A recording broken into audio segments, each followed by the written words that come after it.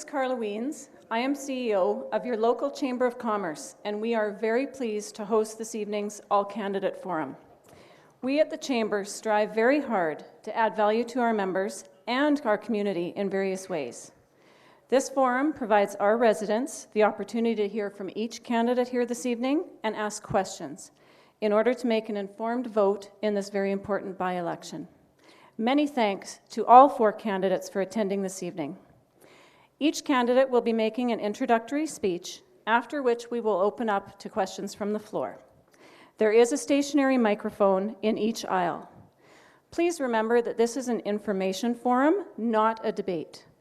Each candidate will have up to 1 minute to respond to every question, so please ensure that your questions are clear and concise and not directed to a specific individual.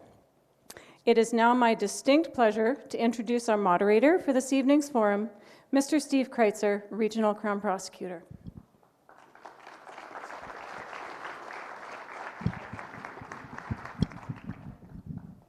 Okay, we're going to try to keep everything on time so we can get to as many questions as possible. We do have an individual at the front who's not flagging airplanes, but what he's going to be doing is signaling when we're running out of time, so the speakers will know to wrap things up. So we're going to try to stick very closely to the time schedules as I've indicated, so that we can keep track of or get as many questions as possible answered. In terms of the role or the manner in which the speakers will come forward, our first speaker will be Aidan Roy from the Liberal Party, Everett Hindley from the Saskatchewan Party, Maria Lewins from the Green Party, and Stefan Rumpel from the NDP. So without any further wasting of time, I'll turn the mic over to Mr. Roy. Thank you very much. Good evening, everyone. For those of you who do not know who I am, my name is Aidan Roy, and I'm the youth representative for the Saskatchewan Liberal Party, representing the interests of the youth of our province, aged 16 to 24 years old, directly to the party. I was born and raised in Weyburn, Saskatchewan, and currently am studying at the University of Regina for a Bachelor's of Secondary Education with a major in Social Studies. Although I am not from Swift Current, I look forward to the opportunity to get to know the community of Swift Current better. I'm very involved in my communities of Weyburn and Regina. In both areas, I regularly volunteer for local community organizations, and I am proud to say that I have successfully created the first ever Saskatchewan Liberal Party club on the University of Regina campus. A common myth that surrounds our party is that if you're a Saskatchewan Liberal, that automatically means that you are a federal Liberal. I care to disagree. A Saskatchewan Liberal is not a federal Liberal because our party has no connection to the federal party, and it has been like this for close to 10 years. As a registered member of the Conservative Party of Canada, I am deeply concerned about the situation we are in, both federally and provincially. In both situations, we are seeing a lack of fiscal responsibility with deficit spending everywhere you look. I am fighting to bring back fiscal reliability to our people and ensure that we are running balanced budgets during these difficult times in our economy. Saskatchewan has always been known for its strong economy and for being a have province. For us to continue our economic growth, we need to invest into our future and make long-term investments that will provide us with a greater return than what we put in. As well, I would like to see us loosen the restrictions and regulations that currently bind our small businesses so that not only can they expand and flourish, but they can create jobs for our people. From what I mentioned earlier, balanced budgets and low taxes make Saskatchewan strong. Being fiscally responsible will help us pay off our rising provincial debt and put more money in the pockets of our people. In addition, I strongly support our oil and gas sector, as it is one of the largest employers of our citizens. In order for our economy to keep moving, we need to encourage investors to develop in Saskatchewan. Now, while I've been on the road during my campaign, I've been asked consistently where I stand on the carbon tax. And I would like to clear the air right now by saying I do not support the carbon tax. However, experts from across the country are telling us that we are fighting a battle which has never been won before. Looking at previous attempts by the provinces in Canada to fight the federal government imposing a tax, such as GST in 1991 with Brian Mulroney and about 5 or 6 provinces trying to fight it, it resulted in nothing being accomplished and tax dollars being wasted. And now in this situation, we are alone. We are fighting the carbon tax, even though nobody's on our side. We are in an even worse situation than we were in 1991 with the GST. One lawyer from Manitoba has even stated that the Supreme Court of Canada will uphold the decision to implement the carbon tax on all provinces. Experts are telling us we cannot stop it. If this is what the future lies ahead of us, we have to make the best out of a worst-case situation. What I would like to see us do is to take the revenue from the $2.5 billion estimated that's going to be coming into our economy and put it primarily back into our economy so families can not only afford the carbon tax, but our economy can flourish. Specifically, what I would like to see happen is that we cut provincial income tax here in Saskatchewan. If we cut the provincial income tax in half, using half the revenue that we receive from the carbon tax, the average worker will save $2,335. Last year, it was estimated that the carbon tax would cost the average family $1,250. If we cut income tax, you are earning an extra $1,000. This is just one of the many things we can do.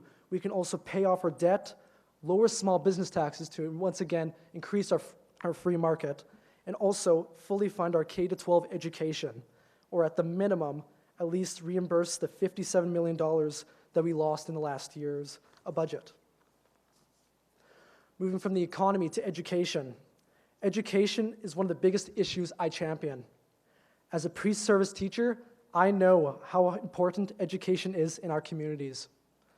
The government needs to see that our children's education is not an expense that you can simply expand or cut as you wish. Rather, it is instead an investment into our future. Only when looking at our education system in this way will we be able to improve it. We need to renew our social studies curriculums especially. I'm learning this stuff right now in university, and we are learning material that is curriculum documents that are over 20 years old. 20 years, we haven't updated these curriculums.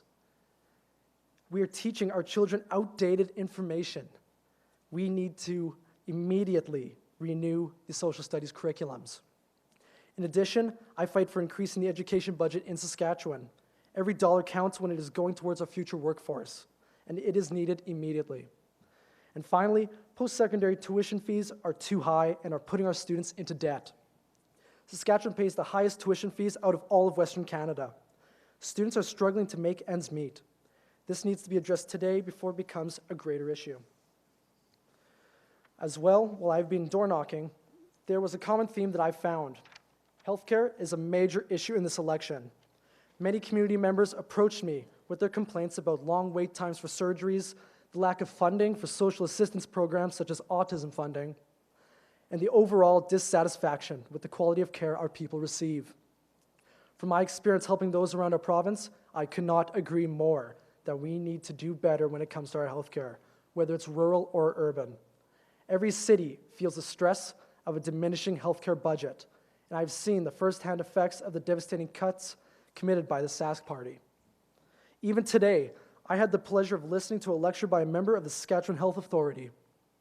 He discussed how he works closely with a program called the Adolescent Psychiatry Unit, which rehabilitates those who suffer from mental illness aged 10 to 18.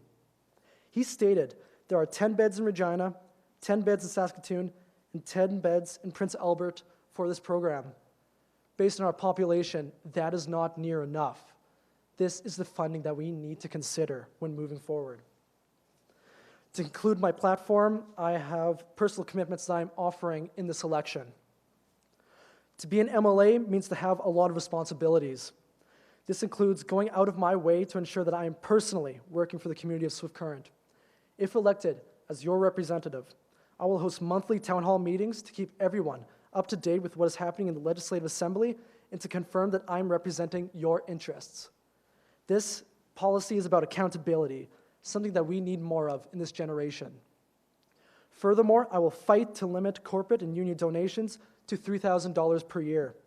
I will also not be accepting any union or corporate donations in this election. The community of Swift Current comes first.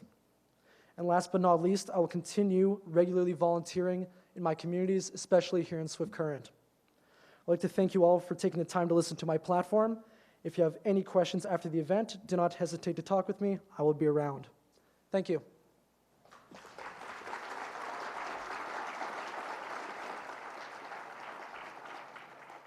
Thank you, Mr. Roy. Mr. Hindley? Thanks, Steve, for the introduction. And thank you, all of you, for being here tonight.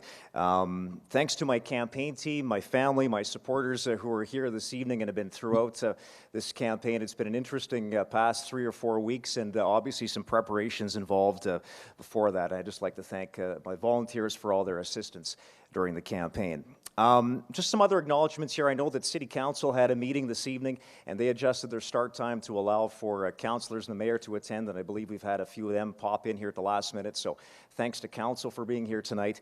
And I think we also have some provincial MLAs in attendance as well this evening. The Honourable Jim Ryder, the Minister of Health, is here, as well as, I think I saw Dave Merritt, the Minister of Highways. He's the MLA for Wood River. And I believe I also saw Doug Steele, who's the MLA for Cypress Hills. So thanks to those provincial representatives for taking in tonight's event. We're experiencing right now what is a very important time in Swift Current's history with this by-election. It's a time when we get to decide whether or not we're going to continue along the path that has been laid out by the previous MLA and by the previous government, or the current government here, Brad Wall, and the path of the Saskatchewan Party government.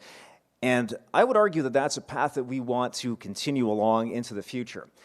Some quick background about myself. I was raised on a small mixed family farm operation near Melfort in northeast Saskatchewan. I'm the oldest of 4 kids. In 1995, I attended the Western Academy Broadcasting College in Saskatoon, where I was trained as a radio news announcer. And it was in 1996 that I actually moved to Swift Current to take my first job in broadcasting here in this community, working for CKSW Radio and the Eagle 94.1 as the morning news announcer and news director for the radio stations here in town. And I also had the chance to do color commentary for the Broncos for 3 seasons. Swift Current is where I met my wife, Anita, and we've been married for over 10 years now. We've raised 2 kids here, Raven and Adler, and we're also now proud grandparents of a 6-month-old baby boy who is growing up right here in Swift Current right now. So as I mentioned, I worked for the local radio stations for about 4 years, and it was in the fall of 1999 when I began working for Brad Wall when he was first elected as the MLA here.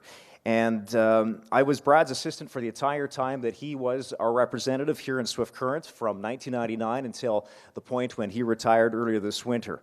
I've had the chance to work in 4 provincial elections and worked both in opposition and also on the government side of the table as well. As a resident of Swift Current for the past 2 decades and someone who's worked directly with the Premier ever since he was first elected, I feel that I've had the chance to get to know this constituency and to know what the priorities are of the people of this community. And that includes being able to advocate for some fairly significant projects over the years here in Swift Current. And I just want to talk about a few of those here tonight. One of them is the Meadows Long-Term Care Facility, a state-of-the-art P3 project that has 225 beds there and is one of the most amazing facilities you've ever been to if you've had a chance to visit that. We've managed to advocate for some highway improvements in our community. You know, our constituency used to be a little bit bigger before we went north to Saskatchewan Landing Provincial Park, and we've advocated for some investments, whether it was the truck climbing lane at Sask Landing at number 4 Highway, or the number 1 and 4 interchange, which was built in 2009 to improve safety and access in town here. And then also recently here, we managed to work with the city of Swift Current to install some lights along the number 1 highway corridor to improve visibility and safety in our community. Actually, in total, we've invested about $38 million in highways infrastructure projects just in this constituency since 2007. One of the projects that I think that has been near and dear to my heart and something that we advocated for, it first started in opposition, was the group home capacity in Swift Current. You know, I had a chance working with the previous MLA to sit across the table from folks who either were board members of Southwest Homes or staff, or they were family members. And they talked to us about the big wait list for homes for disabled residents in Swift Current. And I think at that time, in about 2005, 2006, there was about 29 to 30 people approximately on that waiting list. And we only had 2 group homes in Swift Current. That was something we advocated for in opposition, and then when we had the chance to form government in 2007, we acted on it, and we now have 9 group homes in this community, which is an important fact. There's still work to be done. I understand that the waiting list always fluctuates, but we're going to continue to talk to families to see where we need to improve those supports. We've had education investments into Swift Current, the 2 brand new joint use schools in our community, replacing some older facilities that we had here. Over 1,000 students able to attend the All Saints and École Centennial School. Increased revenue sharing for our city, 138% increase in those funds since 2007. And there's just numerous other projects that we've managed to advocate for in the past 10 years of our government. So these are significant projects, but there's always more work to be done, I think. And because of that, I would say that I think it's important to have a party and a provincial government that will support growth. And you've heard the Saskatchewan Party, you've heard myself talk about that on a fairly regular basis. And the reason that our government pursues economic growth is so that we can fund projects like the ones I listed above. Economic growth has allowed us to make some major cuts to personal income taxes as well, and education tax cuts, and it's also allowed us to increase funding for senior citizens programs and also for those on social assistance.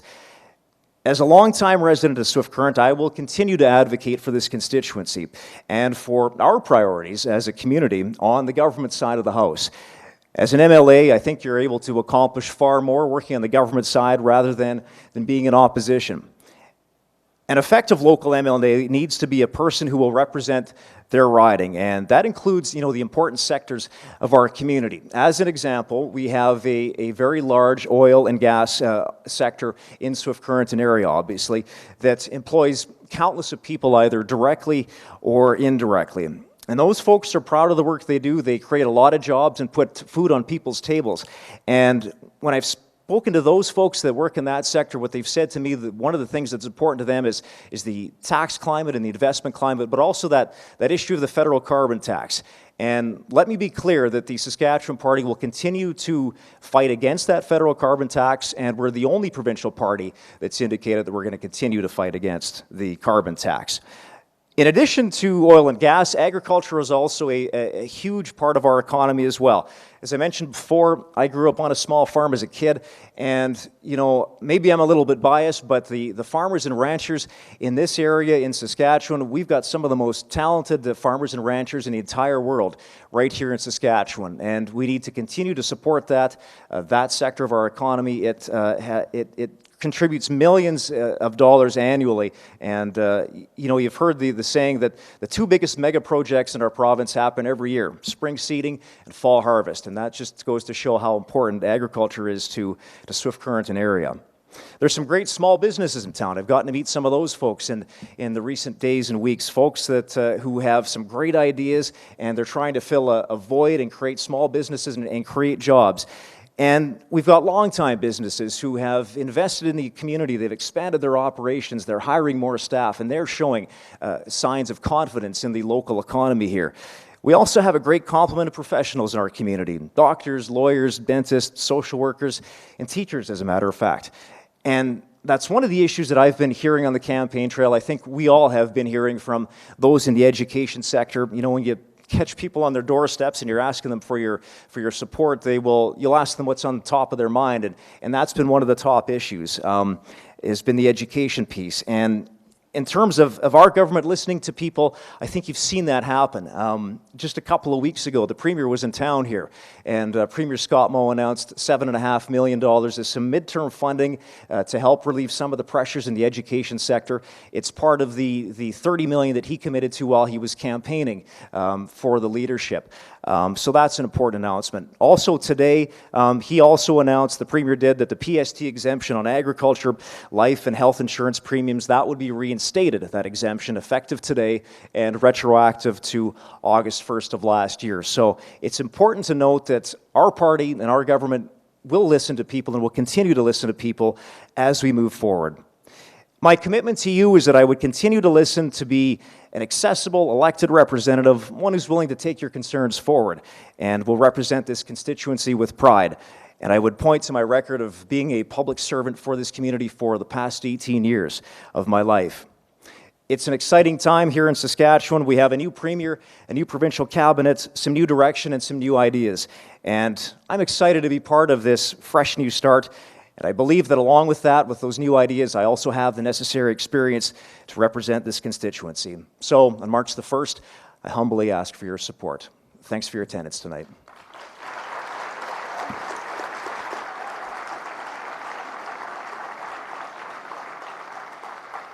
Thank you, Mr. Hindley. Ms. Lewins. Hi, my name is Maria Rose Lewins. I'd like to acknowledge I'm speaking on Treaty 4 land, and I come from white privilege. Thanks for everybody who came out here and decided to listen before they vote to all sides of the story. I come from an agriculture background, so I'm very passionate about agriculture and the way food is going nowadays. A little bit about myself first. I guess I'm an avid learner. I read quite a bit on just about every subject possible. I have a very curious mind, curious and questioning.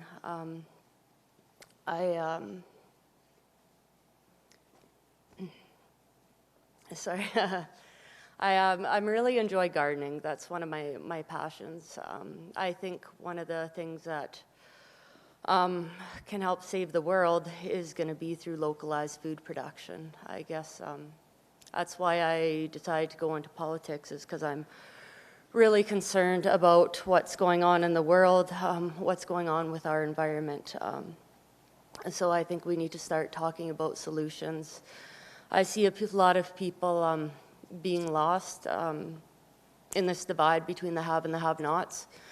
A lot of people falling into addictions. I see a lot of people struggling. I see that divide getting bigger and bigger, and I see a society that caters to the wealthy, whether it be the RESPs, where you contribute and the government matches, to little things like you get a better mortgage rate if you have more money to put in your mutual funds. It's kind of like kicking someone when they're down. I think I don't really think it's acceptable or appropriate. I really think politics nowadays has gotten a little bit ridiculous. It's who has more people and who can speak the loudest. It has become less about ideas and less about the people and making this world a better place than it is about ego. I see the Sask Party have run on their majority is 36% of eligible voters, which I don't think is a fair representation of people. I think we need to listen to all sides of the story. I really think we need proportional representation so we do have more voices in the House. Because right now it feels like we're having two voices and the one that has the most people just gets their way regardless. So I think there needs to be more collaboration and discussion of ideas instead of just an us versus them mentality. Getting to food security, I guess, one of the big things is talking about jobs. With food security, we are losing a lot of our biodiversity with the way we produce our food. Nature did not come as one big monoculture. That's why we have problems with disease, and it's why we have problem with pests. And I don't think it's acceptable to just say we're going to spray a poison on the ground to deal with it instead of changing the way we do things. I mean, I think that's one of the problems nowadays. We keep thinking in a linear manner and finding these Band-Aids to put on stuff when what we really need to do is start thinking outside the box and maybe re-examining how we've structured just about everything. Example of how this works is Paris in 1845 had 9,000 people employed as gardeners. They supplied all their food. When Cuba got their oil supplies shut off or rationed, or whatever, 80% of their food production went back into the cities. Now, this is something we should be looking at, and also looking at small farms are dying out. It's become more industrialized and mechanized, and other countries can't compete. India's farmers are going through they have massive amounts of suicide rates. Part of it's because of our first world countries have these big machines to produce crops, which we can ship over there and sell for cheaper than the peasant farmers can produce there. I don't think that's really fair. Like, we bought into this mentality that we have to feed the world. No, we have to feed ourselves, and they have to feed themselves. It doesn't make sense to destroy our biodiversity and spray chemicals and poison our water, and they can do the same thing for the sake of trade, because a lot of trade seems like trade for the sake of trade. We need to learn to live within our means. We've become pretty entitled, living in this world of convenience, and I think we really need to re-examine how we live. Part of the problem too, I think, is this over-reliance on technology. Like, technology, it leads to a lot of isolation and problems that happen. Now you have bullying, which I know I've experienced bullying, and it is not nice. It leaves scars that last a lifetime. And time goes by quickly. Sorry, just 1 second. That was the 5-minute mark. So if we could turn that mic back on. Thank you. Sorry, thought it didn't feel like 10 minutes.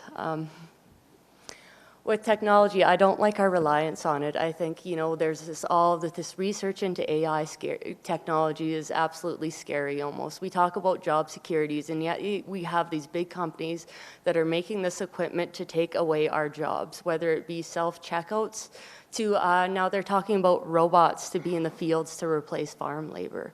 Like, every piece of technology is taking jobs away. You could go right back to the combine. There used to be people in the field with their scythes and stooking grain. Like, besides the fact that I don't think we need to go that way, I think it's sorry, getting back on track.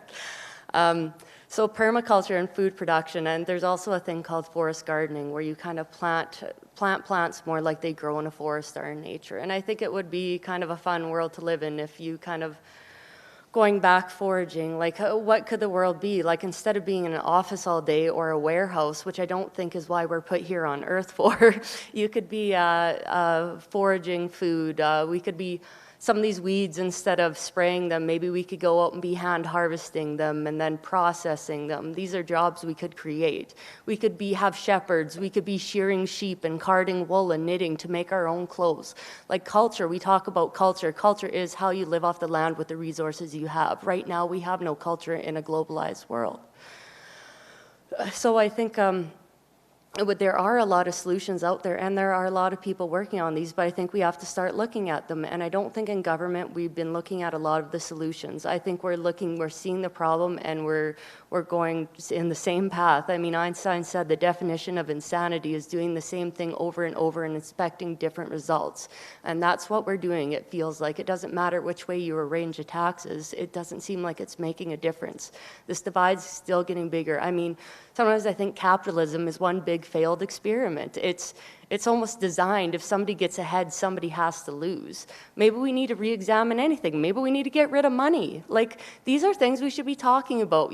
Good brainstorm. Put out every idea, including what you think is the ludicrous, because then you're going to come up with a good idea out of it. And I think that's what we need. We need more thinking outside the box and more solution-based, and how we can really deal with these problems instead of Band-Aid solutions. We need to get a root of what's wrong and make changes there. Everybody should feel accepted. Nobody should be left out, and that's what I feel like now. There's a lot of people feeling left out. I want to see reform in the prison systems. I don't think it's healthy to lock anybody in a cage and expect them to get better. I mean, there's a lot of people, there are still being people tried for pot possession and trafficking for small amounts, and it just seems absolutely ridiculous when something is about to become legal and we are still spending money arresting people because we haven't figured out how people are going to make money off it yet. Like, this is just insanity. It destroys people's life. It is stressful going through the court systems, and we are subjecting people that for petty little shit like this.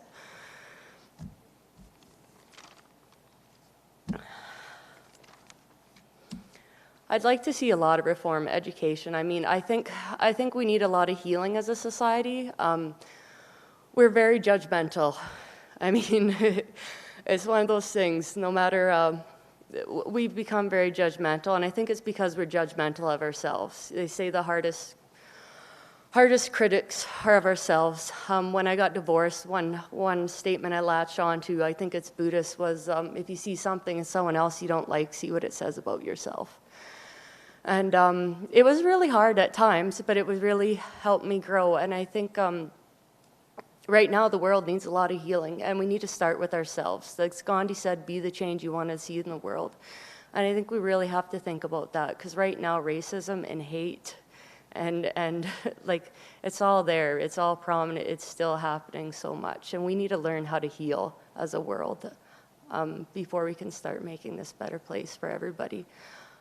So when you're voting for Green, every vote says you're not happy with what's going on. You want change. You realize how important our environment is to us. It's the one thing we have in common with everybody on this planet, is we all eat and we all drink water and we all breathe the air. And I think we need to look, because we all have more in common than we have differences, and I think we need to focus on that. Thank you, Ms. Lewins.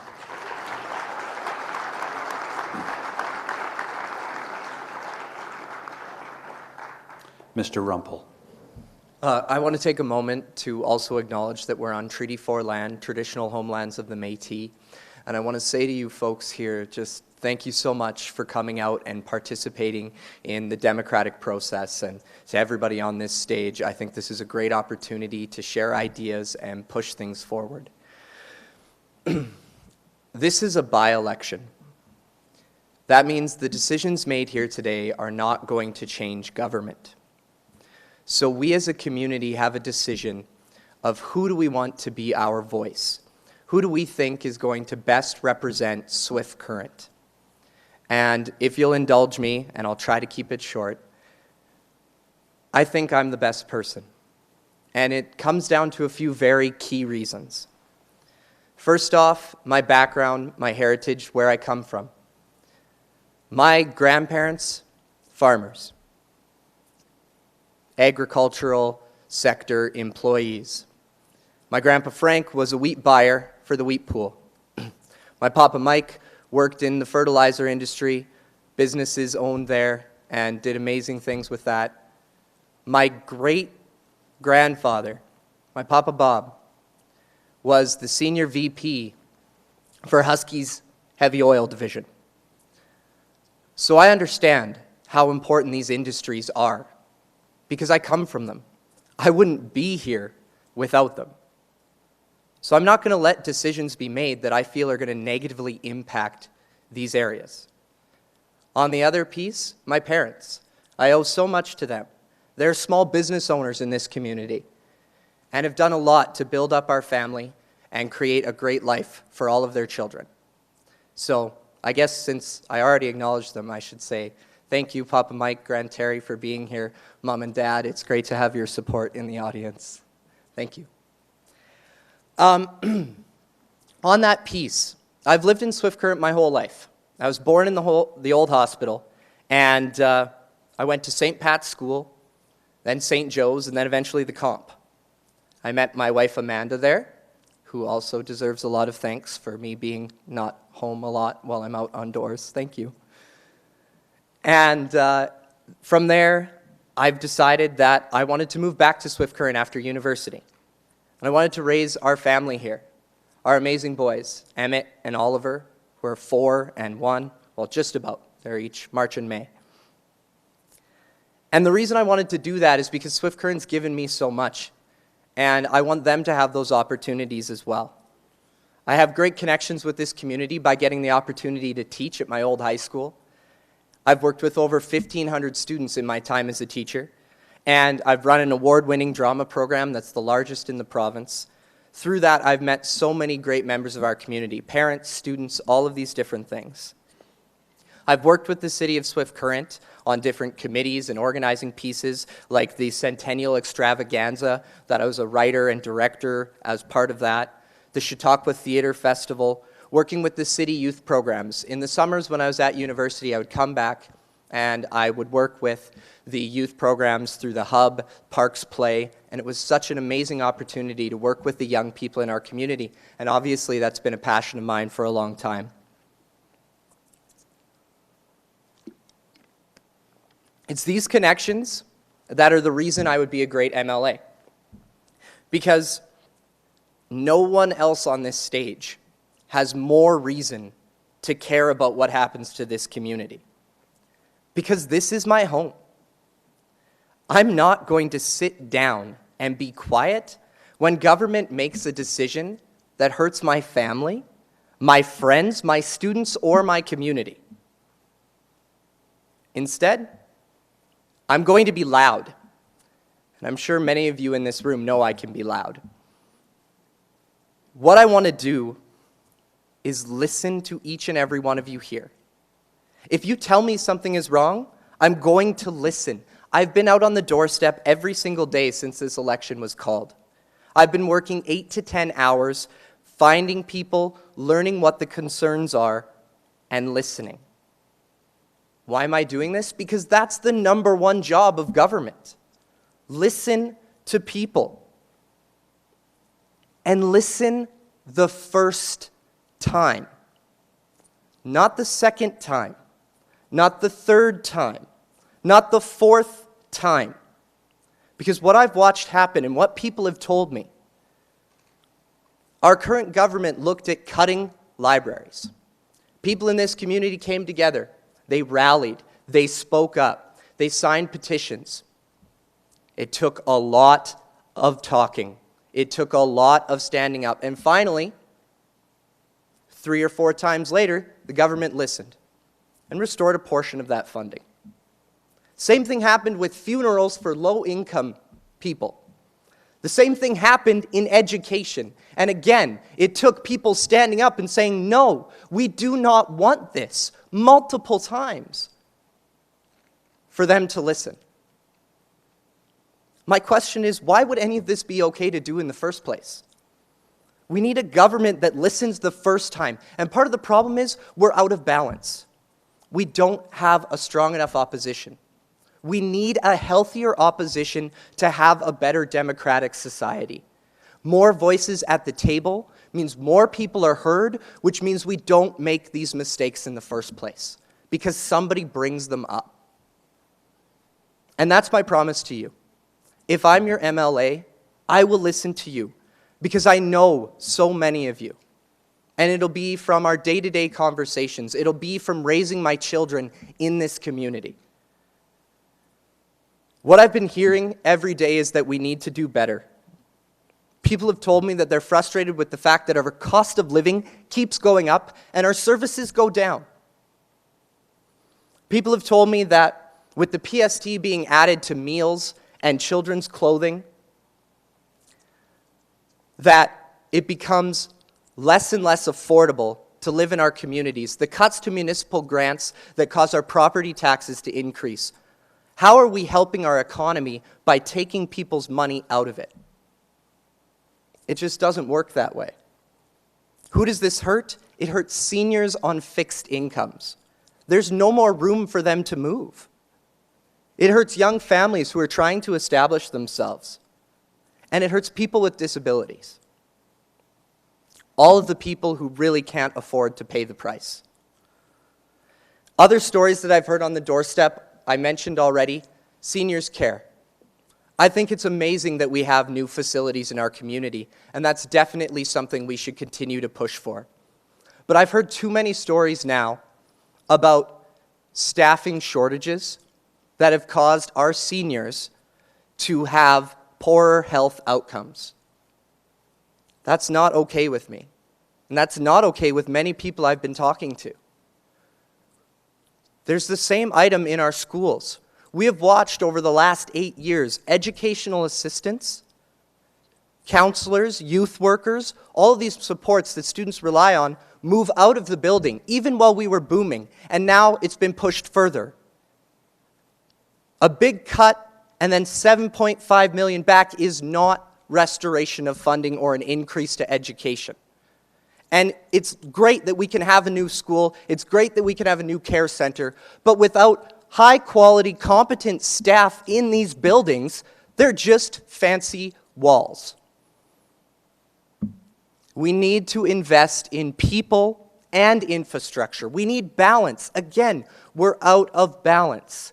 If we have a stronger opposition, we have people raising these questions, we move forward in a way where we can be paying for new schools, new roads, maybe pulling back, not quite doing it as quickly, and then ensuring that we can invest in retaining high-quality staff to work in these areas. We are literally right now paying more for less. We need our government to understand that cutting from education, cutting our crowns, cutting from healthcare doesn't save money, it just offloads the debt on our most vulnerable. And I have ideas of how we can move forward. And as MLA, I would bring them to the table. Because the people that I love, my community, deserves that. Deserves an opportunity to shelter everyone from times of economic downturn.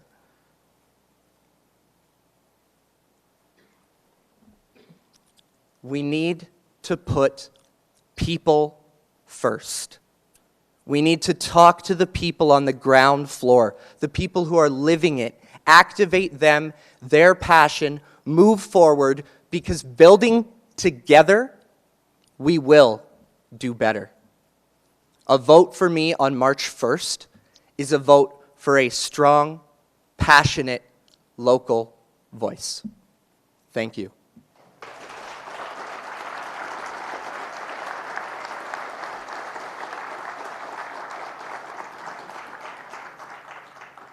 Thank you, Mr. Rumpel. So we have 4 very interesting candidates, and we're right bang on time. I should remind you that we're actually streaming this at home, so there are persons out there watching this entire process, so I hope they're enjoying and becoming more informed. What we'll move now to is our question period. We've got mics at either walkway up. My wife tells me I'm directionally challenged, and she's correct. I'm going to call this the north mic and that the south mic. Hopefully that's close. So we'll start. The questions will be directed to the panel. I'll choose who to start, and then we'll run through the panel. They each have 1 minute to answer a question, okay? We'll start with the north mic. Thank you.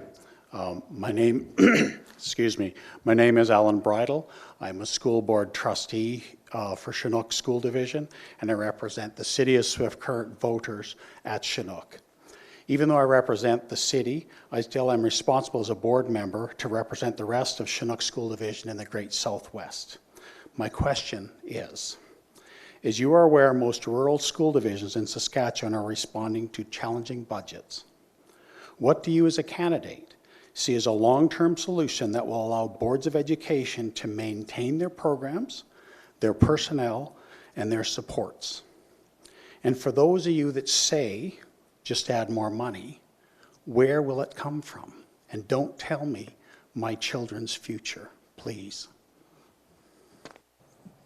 Thank you, Mr. Bridle. We'll start off with Everett Hindley. Sure. Thanks for the question, Al.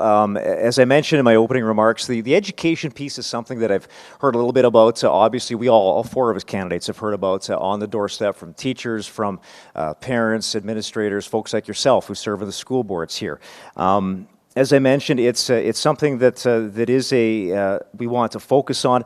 Specific to Chinook, we've got some unique challenges here in this particular boundary.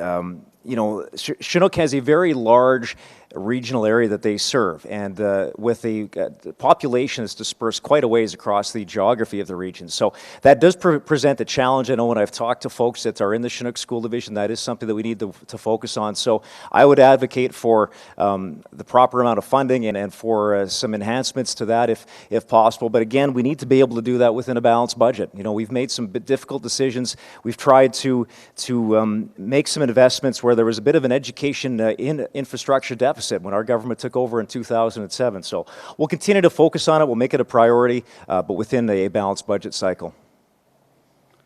Mr. Rumpel? Great question. I really think that the answer is pretty simple. We need a government that, instead of asking outside experts to come in, people who have brand new programs that are supposed to solve all our problems, these $1 million programs that we're paying these people from the very top level, and we've paid a lot of money. Instead, we need to flip the pyramid. We need to talk to parents, students, teachers, educational assistants, and activate our passionate, brilliant, talented people on the floor and let them lead the charge on what do they need in their schools, what will help them meet. And then government should come to the table and say, how can we make that happen for you? Instead of putting our money into systems that have proven to be broken in the areas they've come from. Systems like the Lean Initiative, the Hoshin Kanri Initiative, that is just a rebranding of the same initiative that didn't work in healthcare. We need to activate the people who are in the system. Ms. Lewins? I think we got to recognize that all children learn differently, and I don't know if the school system really addresses that right now. I don't know. I don't think it's healthy for children to be in schools all day and taken away from their parents. We're kind of letting the state run them. And to be slaves to a system that's there. I think that I'd like more living off the land, useful skills like plant identification, what's edible, what's not, meditation. They say if you teach every 8-year-old how to meditate, you'll have world peace within a generation.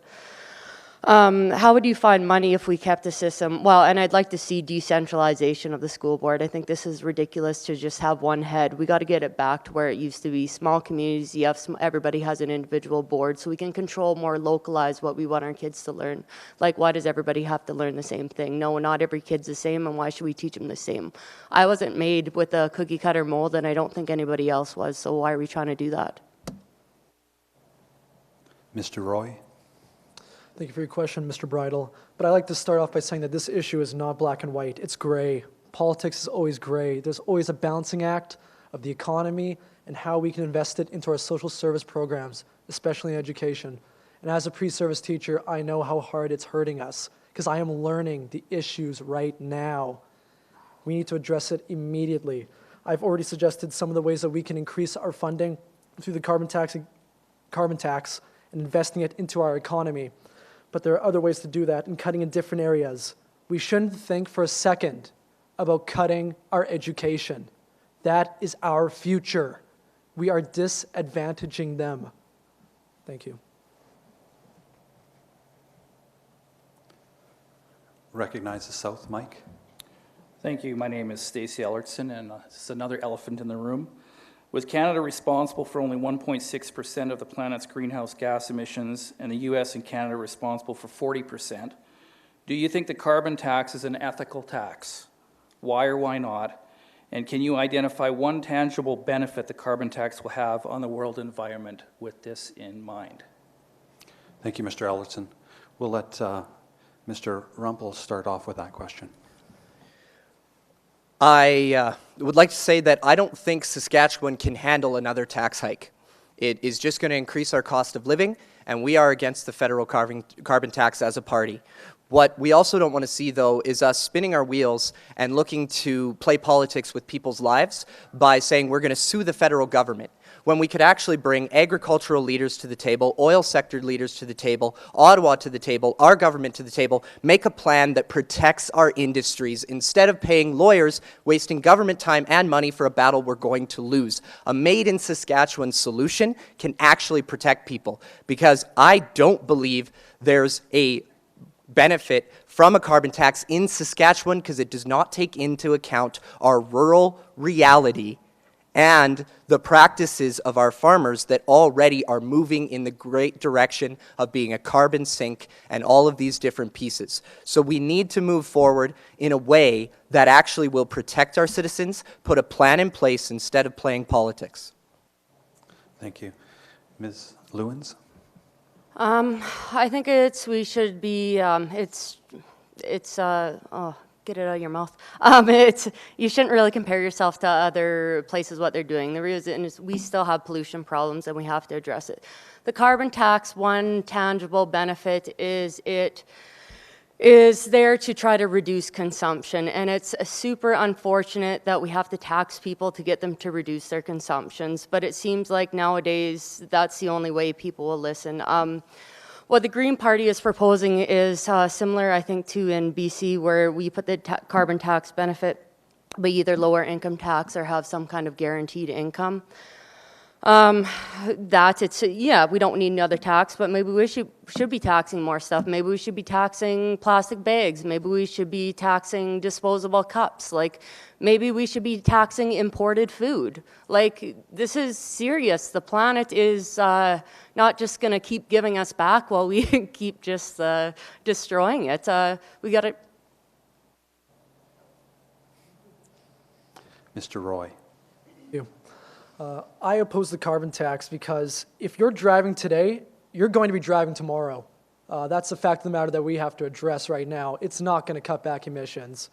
And in fact, in 2014, Preston Manning, who's the first leader of the Reform Alliance Party, which is now the Conservative Party of Canada today, wrote an article about carbon pricing in 2014 where he stated that the production of energy is damaging our environment, so we should be paying for the damages we cause. If we look at carbon pricing through this implementation, being damage control, it makes sense. Our current approach is not what we should be doing. We are being forced to pay a tax we simply do not want.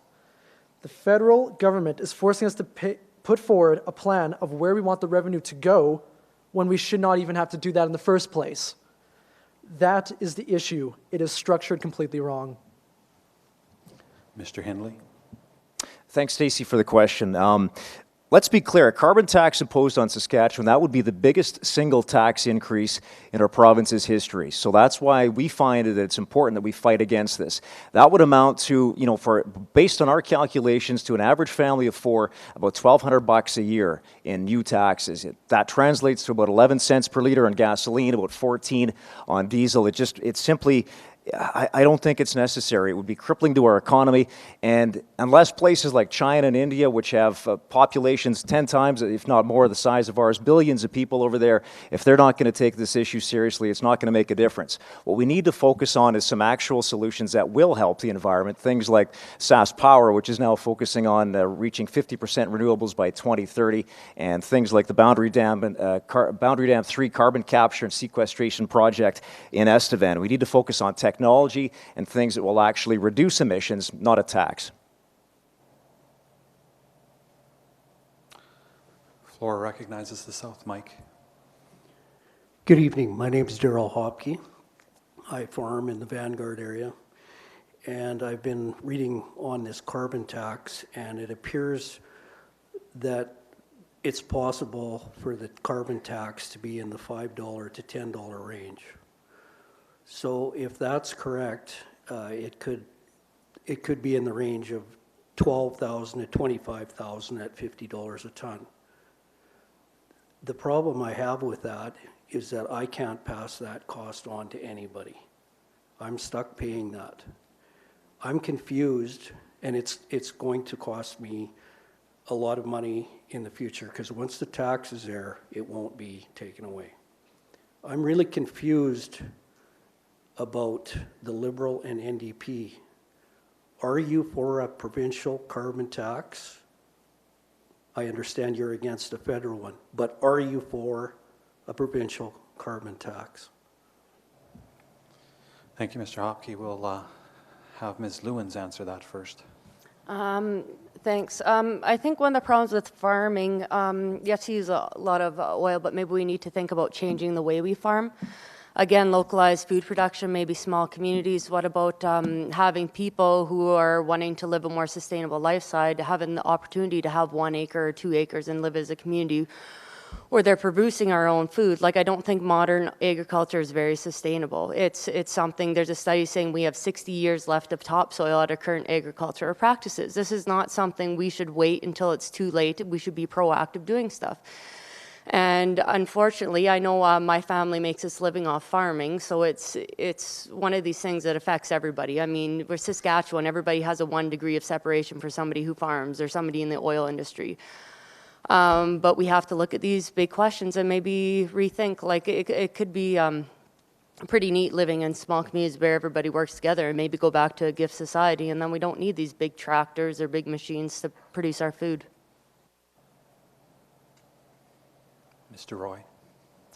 Once again, I do not support the carbon tax, but if it is implemented correctly, as Preston Manning has done in his article in 2014, he has argued that it could be great for our economy because it provides long-term sustainability for those who damage our environment. And that tax specifically was supposed to go towards our carbon emissions and our environment and environmental protection. Well, that's not what's happening now. We're now having to create our plans and spend the money wherever we want. So the issue at hand is once again that we are not implementing it correctly. If it was done properly, it would not have been anywhere near as severe as it is now. Thank you. Mr. Hindley? Thanks for the question, Daryl. As I mentioned before, the Saskatchewan Party remains firmly opposed to a carbon tax, and I listed some of the reasons why earlier. In addition to that, we've surveyed some folks, 76% of Saskatchewan entrepreneurs saying the timing really couldn't be worse. In terms of agriculture, which is what you spoke about, Saskatchewan agriculture, farmers and ranchers, as a matter of fact, recently received an A grade for environmental sustainability. That shows that folks like yourself, that they're doing far more to be environmentally sustainable and lead environmentally sustainable processes than any sort of tax ever would, whether it's instituted by the federal government or a provincial government. But again, I just want to reiterate that we'll continue to fight that federally imposed carbon tax. And I would also point out that while the NDP has indicated that they don't support a federal carbon tax, they do support a provincial carbon tax. And that's an important fact to remember. Mr. Rumpel? The support of a provincial carbon tax is a misquote taken out of context from an article where our leaders were saying that it's important to, instead of, if we actually want to protect farmers, which, as I've said, because of my background, because of my relationships in this community, I want to protect our industries. The answer is not to spend more tax dollars on fighting a legal battle that we are going to lose and then have a carbon tax imposed on us anyway. Instead, again, sit down at the table. I can't pretend to be an expert who can solve this in one statement. Sit down at the table with the ag sector leaders, with the oil sector leaders, with the government, and instead of playing them versus us, hammer out a plan, a carbon plan that doesn't have to be a tax. There's cap and trade options. There's other options, incentivizing renewables. There's different options on the table. We just have to find the one that works, that protects our industries, because that's government's job, to protect its people and to write policies that will help instead of playing politics. Thank you. I don't want to seem biased, but the lady at the south mic has been waiting longer, so I'll go back to the south mic. My name is Vi Dunnington. I've lived in this area for the last 60 years, and I've watched politics for over 70 years and have voted for that long. I see by one of the brochures I received that there's complaint about the present government raising taxes. I remember when Tommy Douglas first put taxes in place, and I've watched the previous governments through the years, and some of those taxes got pretty high. I would like each candidate to tell me what they think has happened through the years and what their tax solution is and what has been taking place in the since 2007. Thank you. We'll start with Mr. Roy on that question. As a young man, I am especially affected by the taxes that I have to pay this early on in my life, so I completely understand where you're coming from with this. And I think that the major component of why taxes are being raised now is not only because issues are coming to light that we want to fund, but inflation has also kicked in harder than it ever has in history, We are now facing rising inflation that is getting out of control. So when it comes to our taxes, we have to find a balance in our budget. We have to find where we can, the perfect area, basically. We have to find where we can tax enough that we can support ourselves as a society without overdoing it, overspending, and then running deficits. Thank you. Mr. Hindley? Thanks, Vi, for the question. That's a topic of debate and one that we've received on the doorsteps as well. I'd like to point to a few things. Obviously, we want to have a competitive tax system here in Saskatchewan. We need to compete with other provinces, and part of that is the tax system, whether it's corporate tax, income tax, provincial sales tax. It's something that our government has focused on since 2007. In the past 10 years, we've managed to implement about $5.9 billion in total income tax cuts to residents across Saskatchewan. As an example, a family of 4 in Saskatchewan right now pays no income tax, that's zero income tax, on the first $50,000 or so of income. That's the highest tax-free threshold in Canada. And even with the recent budget, with some of the additional increases there, we still have the lowest provincial sales tax of any province that does have a sales tax right now, and Saskatchewan individuals and families still pay among some of the lowest taxes in Canada. It will continue to be a focus for us, and we'll do that into the future to look at that regard. Mr. Rumpel? I think this harkens back to my original thought on what is government's job. And I think the problem with taxation is that we're always concerned about how the government is spending the tax dollars. Because without taxation, we don't have roads, we don't have hospitals, we don't have schools. So it comes down to what is being done with our tax dollars. If we have reasonable taxation that doesn't cause the cost of living to be difficult, and we're in a situation where cost of living's rising, and again, what are we getting for it? What is the money being spent on? Are we interested in having high-quality professionals in schools, or are we interested in projects that are running $2 billion instead of the original $400 million, like the Regina Bypass? So this is the problem. We need a government that's listening to people about where the money should be spent. So if you have reasonable tax rates and you're spending them well, and you're accountable to the people who you're spending them on, taxation becomes less of an issue. Ms. Lewins? Yeah, I think we misspend a lot of dollars. Sorry, my history of that political taxes isn't great, so I can't comment on the history of it. But I think we misspend a lot, and I think we also, as people, rely on government for way too much. I think we've given up a lot of personal responsibility. We have very unhealthy lifestyles and unhealthy diets, which contribute to increasing healthcare costs. So it's just, we ask government for a lot, and we got to say, like, what is the point of government? It's like to kind of manage things that we pool together as that we need, and here we're looking at them for, it's kind of mutated into something that's kind of really perverse, I think. Government, so I'd like to shrink the size of government, decentralize. Heck, I'd even like to abolish it some days. Which I like to work towards. I mean, if we have small communities and we're self-governing and get rid of globalized trade and get to a more localized way of living, do we really need these big bodies and these big parliaments where they have 34 different types of marbles, and it's beautiful, but... Thank you, Ms. Lewins. We'll recognize the north mic. Hi guys, my name is Scott Cassidy. I'm from Swift Current here. And my question was around taxation too. Basically, in researching all 4 of your party's platforms, this question is for all candidates. There's a lot of talk of social programs and things that you're either looking to fund or things you're looking to cut via petitions or things like that.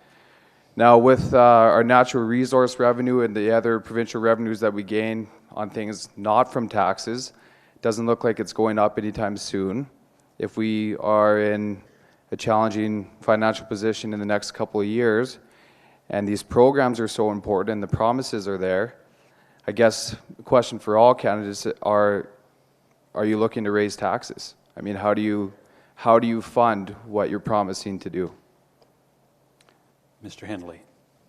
Thanks, Scott, for the question. It's a very topical question, obviously, given some of the recent discussions with regards to the provincial budget. there were some difficult decisions made, I think, by the provincial government, ones that aren't easy. And what we've been trying to do is to try to get away from that sort of that roller coaster cycle that you've talked about of commodity prices, whether it's oil or potash or agricultural commodity prices going up and down, and being less reliant on that and being more reliant on a sort of a sustainable tax system, whether that's taxes coming from corporate or personal or income taxes. When the tax changes that were announced in the most recent provincial budget, when those are fully implemented, Saskatchewan will still have the lowest corporate tax rate, the lowest taxes on manufacturing and processing, and the incentives there that will help our economy grow. So it is a balance between making sure we have competitive taxes, and we're going to continue to work on that, but also try and adjust this cycle so that we're less reliant on the ups and downs of resource royalties. Mr. Rumpel. Any change to taxation happens, there has to be research and evidence that you look at for any possible fallout of those types of decisions. So I'm in favor of, doing the due diligence and having government put the hard work in to decide, again, where are the tax dollars going? How can they be best utilized? And then from there, if people are confident that the government is using the tax dollars well in the right areas that they've been listened to about, then we're going to move forward and we're going to do better. And in this point in time, if we want to break that boom-bust cycle of our resource sector, then we need to be looking at ways to invest in diversifying our economy, looking at opportunities to get us to a stable sort of place. Initiatives like looking at renewables, looking at things like the film tax credit. We had a great film industry in this area for many years that could have helped us, weather some of this storm. And that was through some good tax incentives and pieces like that. And unfortunately, we lost that. We lost some of that diversification. So again, we need to diversify, and we need to use our tax dollars well. Ms. Lewins. I'm not sure how I want to answer this, so I'll talk about corporate greed. I think we're allowing ourselves to be run by a lot of corporate greed. And they are preying on us with planned obsolescence and convincing us advertising. I don't like advertising. I think it should be banned. It's psychological warfare. It's trying to convince us we need shit that we don't. And it's kind of mental games. It's like something like pimples. It was never a problem until there's this ad in this magazine that says, hey, you should cover that up because it's gross. Like, really. It kind of plays really on people's self-confidence, and it's kind of malicious. So I think we need to work on that. And if we stop consuming so much, we don't need as much of these resources, and we can just move away from this kind of monetary-based economy. And we create a community where we care about each other and take care of each other, and everybody has good mental health. And I think we won't need as much to rely on social programs as much as we do. Mr. Roy. Thank you. We need to move away from gambling with our economy and invest in stable areas in it, especially small businesses. And due to past decisions, we are feeling this economic slump now more than ever. Let me be clear that I am not for raising taxes by any means. Instead, I believe in lowering taxes and putting money back into your pocket. The money that is in your pocket is going back into our economy. Because once you see that you are earning an extra $1,000 under cutting the provincial income tax in half using what we have from the carbon pricing scheme, you can save an additional $1,000 per year. That's money that goes back into our economy because you're more willing to spend it. So it's more of a free market approach to our taxation. Thank you. We'll recognize the south mic. Hello, my name is Jessica Perro. I'm a nurse at the Swift Current Hospital, and my question for each candidate is, how do you see healthcare in the future? We'll start with Mr. Rumpel. I see healthcare in the future needing to be an area where we invest in people, in our trained professionals, and we do things to make sure that we're adapting and moving forward with the new technologies that can work there. And I want to see an opportunity where we are, again, beginning to commit to those people on the ground floor, the people who are living it every day, because those are the people who are working with patients, working with the vulnerable members of our community, and those are the individuals that we can activate to be the leaders within our health. And if we can do that, if we can move forward with the people who are living it, who know it, and we can activate their brilliance, their passion, we can move to a very amazing healthcare system. And through that as well, we obviously have to work to retain new young professionals in the community, and I have ideas about how to do that. I think it starts with supporting young families in your community through early childhood opportunities, which again will continue to benefit all of us. Thank you. Ms. Lewins. I think the way we do things is going to become more and more obsolete. I think we need to go back to more preventative medicine, healing-based, encouraging healthier lifestyles so we're less reliant. So maybe go back to herbal healing, alternative medicines and alternative healing. Maybe even multi-generation families. You know, that isolation really deteriorates the health of seniors, and I've heard of seniors being in hospitals and the only time they talk to anybody is when they get their food delivered. I don't think that's really healthy, and probably because we can't afford to have the care that we need. But again, it goes, I see it hopefully changing as we live healthier lifestyles. We start taking better care of the environment, so there'll be less pollution, because we're 80% water. So if our water's poisoned and we use chemicals to treat our water, well, we're drinking that, and that's 80% of what we are. So hopefully, if we live better with the environment, we will have less of these problems. We start living healthier lifestyles, and it'll be less necessary. Mr. Roy. Healthcare is a priority of mine. My father recently had shoulder surgery, and for him to get that surgery, it took at least 4 months for him to get an operation to make sure that he could properly lift things again. That is simply unacceptable when you work in a workplace that requires you to lift. Do you see the issue here? So when considering changes to our healthcare, we must reevaluate how we see healthcare. We need to develop a patient-first mentality when we approach healthcare, and we need to innovate it by talking to professionals. That is the first step. Talking to professionals, listening, and knowing what we need to change in our system, because they're the ones who are going to know it the most. Mr. Hindley. Thanks for the question, Jessica. You know, that's something that healthcare is something we focused on as a government over the past 10 years. You know, when we took government in 2007, we faced a fairly large infrastructure deficit. And there's two parts to that equation. There's the infrastructure, and then there's those like you who work right in the healthcare system. So what we came off of was, you know, the NDP closing 52 rural hospitals and 19 long-term care facilities, which reduced the number of long-term beds in our province by 1,200. And then, so having to build from that is something we focused on. I've mentioned before about some of the capital investments we've done here at Swift Current and around the province. We have a children's hospital that is being built in Saskatoon right now, a new mental health hospital being built in North Battleford. But we also do need to focus on the professionals that work in the system, the doctors, the nurses. We have 750 more doctors now than we did in 2007, and 3,400 more nurses of every designation. Not saying that that the job is done yet. We're going to continue to work on that, and we'll do that into the future. So we'll recognize the North mic. Thank you, Steve. My name's Ernie Waldner. I'm a 10-year resident of Swift Current. The Broncos PA announced they're not going to use that voice here. I have a question for basically all the candidates. Throughout this campaign, many campaigns since I've been watching politics, I've seen a lot of, here's what we're going to do, here's what we're going to do, and I've seen government grow, and everybody's seen government grow. The trajectory of government growth is astounding. It's incredible. The primary purpose of government is up for debate, but I don't think the intention was ever for there to be more people in government than outside of it. So my question to you guys is, which one of you, what are your plans to make government smaller? We all want to do more for more people, but we are the most generous society on the face of the earth. I understand some people need more help. And I understand the province has grown government exponentially because there's been an influx of capital, which is great.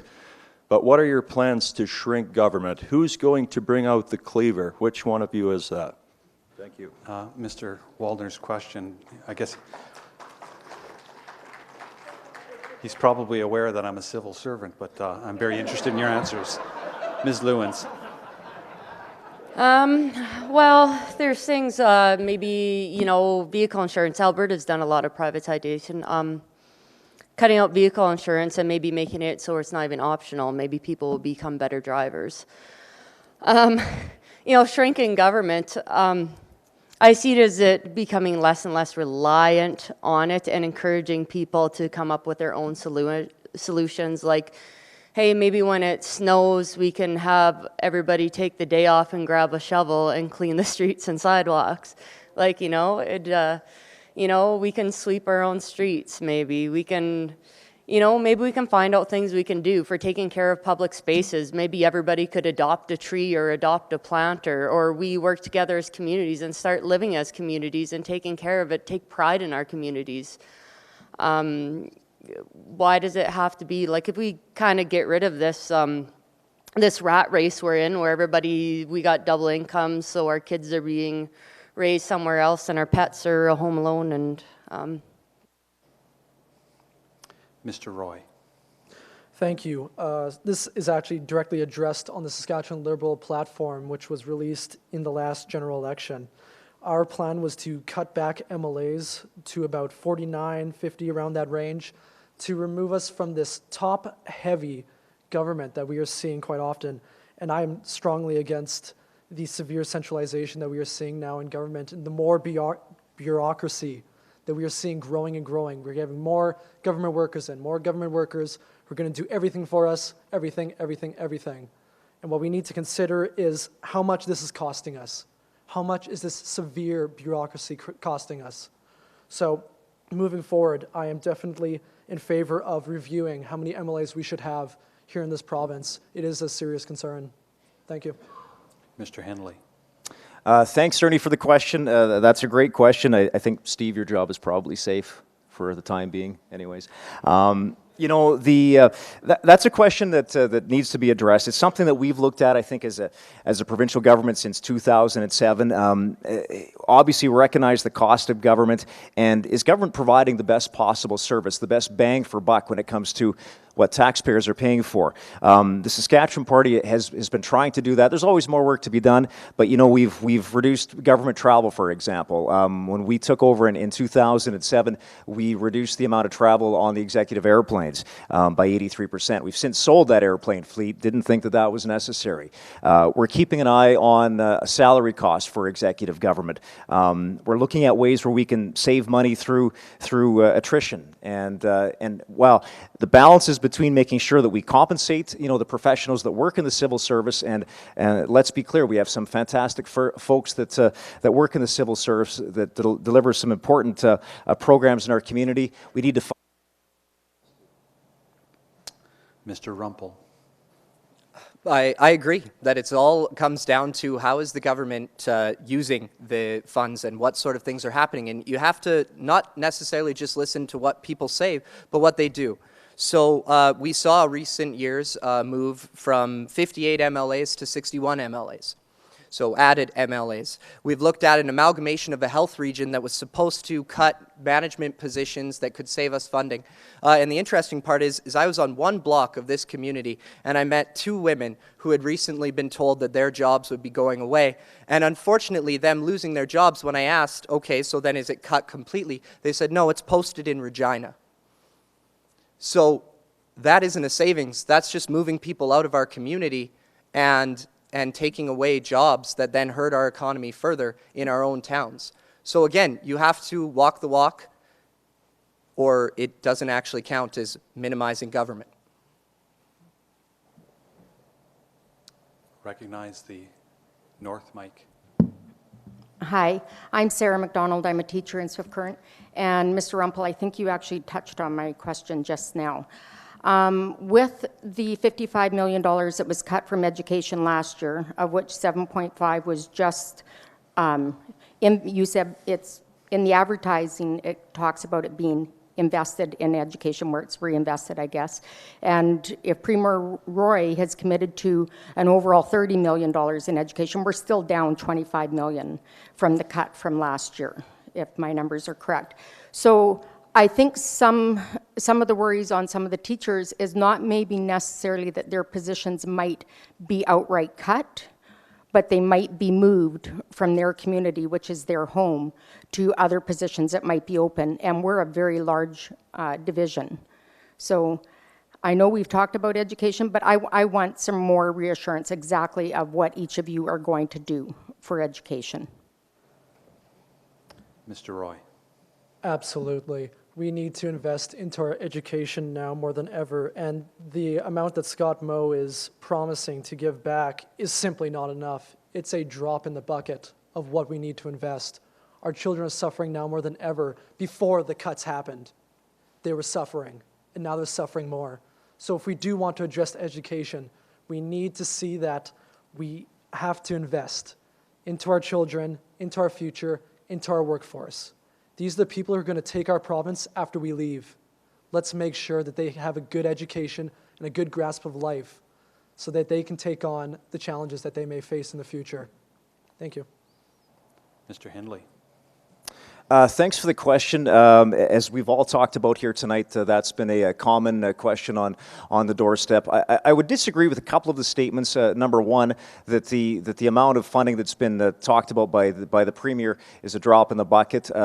You know, the amount now announced a couple of weeks ago is a starting point. You know, it's funding for this year's budget, and as I mentioned earlier, he's committed to $30 million. That was part of his leadership campaign, and that's something that we've working towards in the April 10th budget. But we are hearing from, like I said, from folks on the front lines that are saying that we need to do something to address the pressures in the education system. We have some fantastic teachers in the system that do a great job with the resources they have. But you know what? We're going to continue to work with educators, with folks in the administrative end of things, with the school board trustees that represent the people of Swift Current, and try to find the best possible solution. Mr. Rumpel. There's been changes to the funding formula for school boards since 2009 that have taken power out of school boards' hands and have taken powers out of local communities. So if we want to address these challenges and we want to be sure that we're moving forward, again, I will reiterate that we need to activate the local voice, the rural voice, the communities, the people who are within the systems to do what's best for the systems. And government's role in that shouldn't be to tell us what to do. It should be to ask us, how can we support you? Because we have brilliant, passionate individuals already in the system that can do it, again, instead of paying outside experts to tell us how to do our jobs when we're already doing the best we possibly can. It's a simple answer. I'm sorry. I'll stop there. I'll take the extra. Ms. Lewins. Sounds more and more like we just need to get rid of money and go back to a gift society. I mean, what's it good for? It creates stress and inequality. Or we could stop spending it on land speculators. For the education, I'd like to see more homeschooling type stuff, more. I don't like the way the education's structured right now. I don't like putting our kids in buildings separate from society. I mean, kids used to learn by following their parents along and just learning. And what are the skills we want to teach our kids, and what do we think is important? I think living off the land is very important. It's something that, it's a reality that we might have to face one of these days in an increasingly uncertain world. So it's how do we want our kids to be educated, and what kind of world do we want to live in? And hey, what's the meaning of life? Is to just play along with this rat race and until we get a pension, and then we can enjoy the rest of life?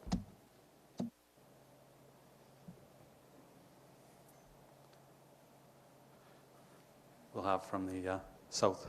One last question for me here. And you guys might not like it, actually. But you represent your party.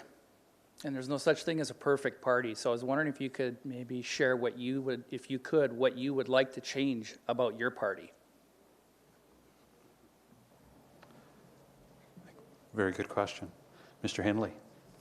Great question, Stacey. Thanks for that. You know, I've said it before, you know, we don't always get everything right. You know, we don't profess to be perfect as a government. I don't think any of us on this stage profess to be perfect as a candidate. And something that I would want to focus on is making sure that, you know, that we continue to listen to folks. You know, we've heard tonight that perhaps there's a role for more listening by the government before there are decisions made. It's something that I've been focused on in my 18 years working in the public service, working for the local MLA, both in opposition and also in government. But I think our government has done a pretty good job, our political party has done a pretty good job of representing the grassroots in Saskatchewan. We're going to continue to do that. We'll take our direction from people like you now and into the future. Mr. Rumpel? I'd like there to be more of us. That's what I'd change. I'd make a stronger opposition, have more individuals there, hold accountable, stand up. I think healthy democracies thrive when there's a healthy opposition. So that's what I'd change. Ms. Lewins? I think I'd get, although my party's pretty good, when I talk to him about maybe some differing opinions, he's like, I trust you, just speak from your heart, and that's it. But I think it'd be neat to get rid of parties maybe altogether, because let's face it, you can't have that many people agree completely, and yet they kind of govern like that. Like, maybe everybody should sit as an independent and have their own voice instead of being whipped by party lines. Because it kind of feels like you got two voices when you have two parties.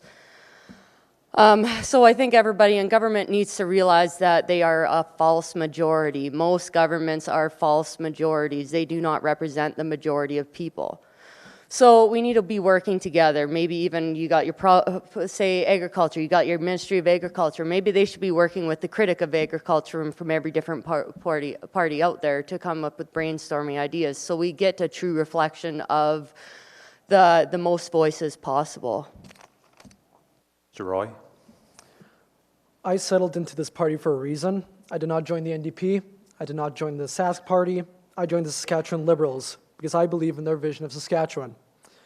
But if I had to think of something to change, it would probably be the name. We just simply get too much flack for it, so. I don't know. Just a suggestion. We'll have one last question from the floor, and then we'll hear concluding remarks from the candidates. North Mike. Thank you. Sean Hanna here. So over the past couple of months, there's been an ongoing conversation in Saskatchewan that has really underscored the degree to which racialized tensions exist in this province and are persistent and pernicious. So my question for the candidates, rather than commenting on the Stanley verdict, which this isn't an appropriate venue or to give that conversation justice, could you, when elected, please tell me what you would do specifically to make sure that reconciliation is a top priority for this government? Mr. Rumpel. I think it's important to understand that if we continue down the path that we're going, where there's a very strong us versus them mentality, we're not going to move forward together. And we're missing out on a great opportunity for our province. If we can move towards true reconciliation, we can activate a portion of our population that unfortunately has been kept out of our economy. So we have an opportunity to really build an economic force in our province if we can break that cycle. And to do that, there has to be conversations about things like the funding gap in education. Reserve schools are funded from the federal government, and they're at 60% to the dollar of our provincial schools. How can things get better when they are left behind in that moment? We need to close that gap, and our party believes we close that gap because it's our people in our province, and then send the bill to Ottawa. Ms. Lewins? I think a lot of racial tension was rooted in a lot of propaganda, so we have to cut through that. There's been a lot of reconciliation about what happened, which is good. I don't think a lot of people are getting the message, and I don't think people who are hearing it are really hearing it and taking it in. And this goes back to, I think, a lot of that judgment and getting people for their own self, getting people to love each other, and it starts with getting people to love themselves. So I think we have to focus on personal growth, maybe healing circles, getting people to meet each other. Like some people, there's this fear of the unknown, like maybe they've never met somebody of that opposite race or whatever. So getting them in circles and getting people talking. Maybe every businesses could do this in their workplaces. Maybe we got to be creative about ways to do this. But I think it's important that people get out and meet each other and see that they're just people struggling through life. We're all the same. You know, I think so. We got to work on that. Excellent. Well, we are all treaty people. I would like to recognize that right now.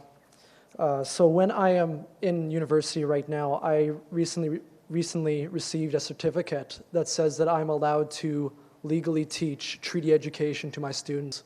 And I think that that is an absolute honor for me to be able to teach those learnings and those knowledge facets. So what we must first recognize is that now more than ever we are seeing that treaties are becoming more common in law. So ultimately we need to be more educated about what treaties are, about reconciliation, and also be more empathetic. Mr. Hindley? Thanks, Sean, for the question. A very topical question, not just now, but all the time. As Aidan mentioned, obviously recognizing and respecting the treaties is important, but we also need to all work together as one community, whether we're First Nations or non-First Nations. There's some outstanding stories out there. Look at the Living Sky Casino, where we are right now, a great First Nations business here in our community that has provided some economic impact for Swift Current, and has been a great story. What our government has done is we focused on some investments, for example, into the Saskatchewan Indian Institute of Technologies. That's got a very successful track record of training First Nations individuals. We've got folks like Chief Darcy Barrett, Whitecap, Dakota, who has a hugely successful First Nation there with very low, next to zero unemployment there. Those are some of the successes, and we need to focus on those and work together with our First Nations partners to do what we can. Thank you. That ends the question period. Thank you very much for questions, and thank you very much for keeping them brief and concise like asked. So we'll move into concluding remarks, and what we've done is we've reversed the order from the intros. So we'll start off with Mr. Rumpel. As I mentioned in my opening, this is a by-election. It doesn't change government, and I think it's important for us to recognize that for Swift Current, we had the Premier in our seat as MLA, and if that is a large voice in government, we're losing that. If we don't want Swift Current's voice to disappear, then it is beneficial for us to have a member of the opposition, because it'll give opportunities, if I'm elected, for me to bring up Swift Current specific issues in legislature, because as one of 14 MLAs, my voice will need to be heard and it will be loud, as opposed to being one of 48 and possibly on the backbench. So I think it's important that we build that strong opposition, and it'll be good for democracy. I think that the current government has taken rural Saskatchewan for granted. They've let us down, and it's time we send a strong message that electing me as your next MLA will be the best choice. I don't care where an idea comes from. If it's going to hurt Swift Current, I will stand up against it. And I'll support any initiative that will benefit our community, because again, building together, we can do better. Ms. Lewins? Well, I think I'd be good because I am very passionate about saving the world. Maybe it's my ego, but I'm also very well-read, which gives me a really wide knowledge base.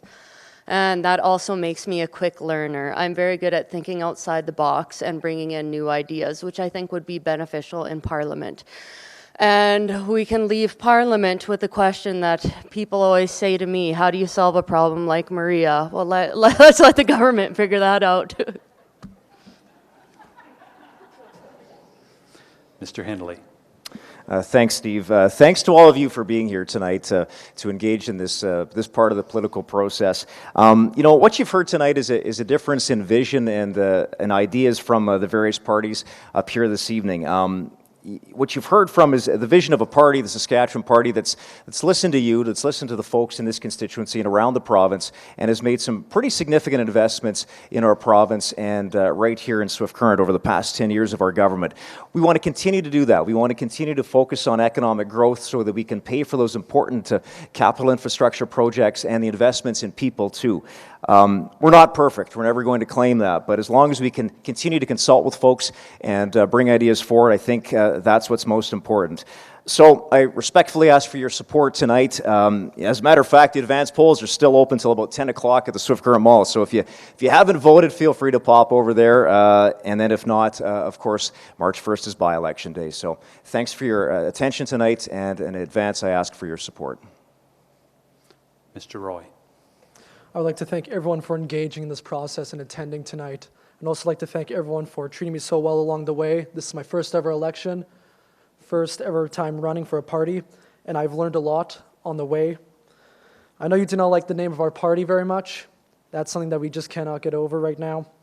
But we are a fiscally conservative party that believes in putting Saskatchewan first. And now more than ever, we need a new, innovative, and strong leader to represent the interests of all of Saskatchewan. We need to bring back the voice of the moderate, the voice of the majority in our province.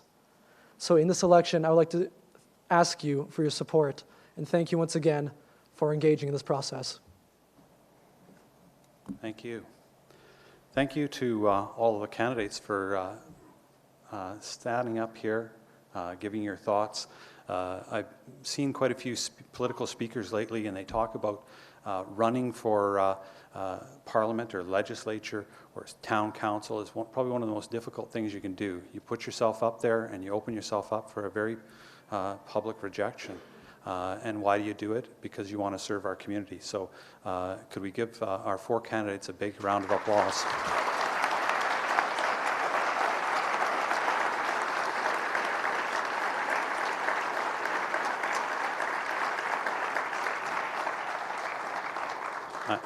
On their behalf, I'd also like to thank all of you for coming out and those who are tuning in for coming out. You're making a tremendous effort. It's important to have an educated, well thought out vote. It's what democracy is all about. So thank you for coming out. I'd also like to thank the Swift Current City Chamber of Commerce for putting this on. We have a very active Chamber of Commerce in our community. They do a great job, and this is one of the spectacular things that they do. So thank you to the Chamber of Commerce. I